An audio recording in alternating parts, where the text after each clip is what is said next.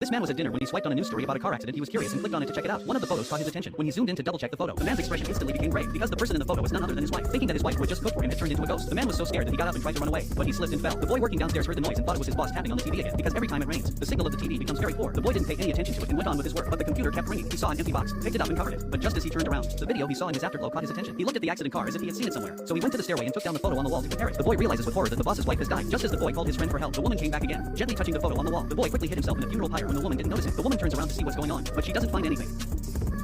After making sure the woman had left, the boy immediately ran upstairs to tell his boss the news, only to find the boss lying on the floor in a strange position. The boy tried to call out to the boss, but the man stood up strangely and moved his broken body. The boy was so scared that he was sweating profusely and shouted at the boss to let him go, only to be scolded by the man. It turned out that he was pretending to be unconscious because during dinner he noticed his wife's unusual behavior. Just when the two were about to leave the place, suddenly he was discovered by his wife upstairs, looking at the woman's horrible eyes. The boy was about to run away, but the boss pulled him back. At this moment, the woman has already appeared behind him with a weird dance. The next second, the two men were so scared that they turned to run, but the woman forced them to stop at the corner. It turns out that the woman loves to play games, and she lost the game and had to mortgage her family's car. This is to avoid the car accident. Just when a few people just relaxed mood, the boy's friend walked in, and the weird thing is that this person seemed to be invisible to them and walked straight in. When they got to the room, they didn't find anything. The man noticed a computer and picked it up. Several people realized that the boy who just walked in was the real ghost. When he didn't realize it, they hid in the grocery store. At that moment, the clock struck midnight and an even more bizarre scene took place.